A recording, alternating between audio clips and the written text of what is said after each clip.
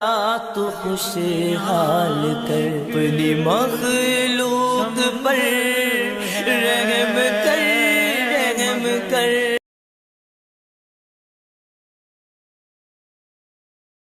سنن دارمی میں مقدمے میں صحیح سند کے ساتھ یہ بات موجود ہے کہ امام ابن سیرین کے پاس کچھ لوگ آئے، انہوں نے کہا کہ ہم آپ کے سامنے قرآن کی آیات بیان کریں۔ انہوں نے کہا میں آیتیں نہیں سنتا۔ انہوں نے کہا نبی صلی اللہ علیہ وسلم کی احادیث کچھ بیان کریں۔ انہوں نے کہا میں حدیث نہیں سنتا۔ جب وہ اٹھ کے چلے گئے تو ان کے شاگردوں نے کہا کہ حضرت یہ کیا، وہ تو آپ کو قرآن کی آیات سنا رہا تھا، احادیث سنا رہا تھا، آپ نے سننے سے کیوں انکار کیا؟ تو ابن سیرین نے جواب دیا کہ میں نے اس سے آیت اس لیے نہیں سنی کہ یہ بد عقیدہ شخص تھا، یہ کوئی ایسی آیت بتا دیتا کہ اس سے میرا عقیدہ خراب ہو جاتا۔ لعنت اللہ علی الکاذبین، اگر کسی کا یہ عقیدہ ہے نا کہ قرآن کی آیت سے میرا عقیدہ خراب ہوتا ہے تو اس کا عقیدہ بعد میں خراب ہوگا، وہ پہلے ہی بد عقیدہ ہو چکا۔ نعوذ باللہ من ذالک، کتنا بڑا یہ جھوٹا ہے یہ شخص۔ کس طرح محمد بن سیرین پر اس نے جھوٹ بولا ہے کہ محمد بن سیرین نے یہ کہا کہ میں نے اس سے آیت اس لیے نہیں سنی کہ یہ بد عقیدہ شخص تھا اور آیت سننے سے میرا عقیدہ خراب ہو جاتا۔ اس کے بعد اس نے لعنت بھی دی، نعوذ باللہ من ذالک، اس نے جھوٹ بولا ہے۔ امام محمد بن سیرین نے ایسی بات نہیں کی، وہ آگے میں آپ کو وضاحت بتانے والا ہوں اور دکھانے والا ہوں کہ اتنا بڑا جھوٹا اور لعنتی شخص ہے۔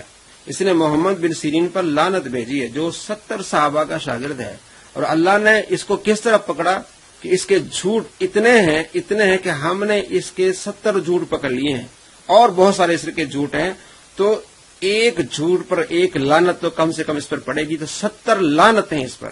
ہماری ویڈیو ہے، آپ دیکھ لیں، 664 نمبر ویڈیو ہے، ڈسکرپشن میں اس کا ہم آپ کو لنک بھی دیں گے، آپ دیکھیں۔ 70 جھوٹ یعنی 70 لعنتیں اس پر پکی ہے نا، جو محمد بن سیرین پر لعنت بھیجے جو 70 صحابہ کا شاگرد ہے، تو اللہ نے اس سے بدلہ کس طرح لیا ہے کہ اتنے اس نے جھوٹ بولے کہ اس پر لعنت ہی لعنت برس رہی ہے۔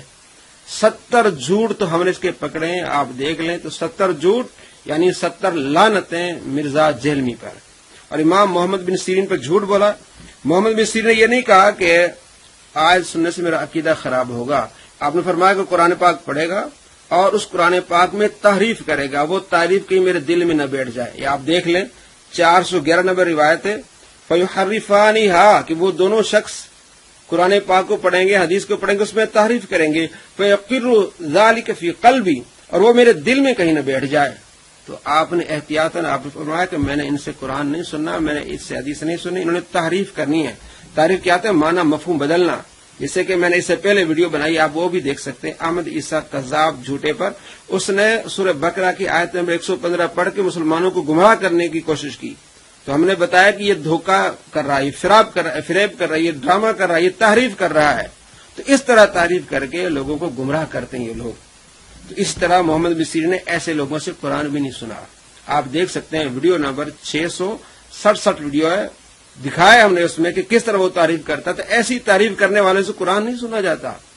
تو اس نے کس طرح جھوٹ بولا کہ قرآن سننے سے میرا عقیدہ خراب ہو جائے گا، انہوں نے ایسی بات نہیں کی، فرمایا کہ قرآن پڑھیں گے اس میں تعریف کریں گے۔ تو اللہ نے اسے بدلہ لیا ہے، اتنے اس نے جھوٹ بولے ہیں، کم سے کم نے اس کی جو 70 جھوٹ تو ہم نے پکڑے ہیں، اور انشاءاللہ اور اس کے آپ کو دکھائیں گے کتنا بڑا جھوٹا مکار ہے۔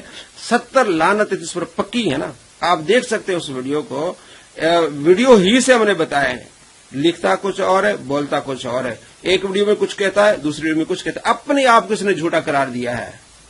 70 جھوٹ، ویڈیو نمبر 664 دیکھیں، 70 جھوٹ یعنی کہ 70 اس پر لعنتیں۔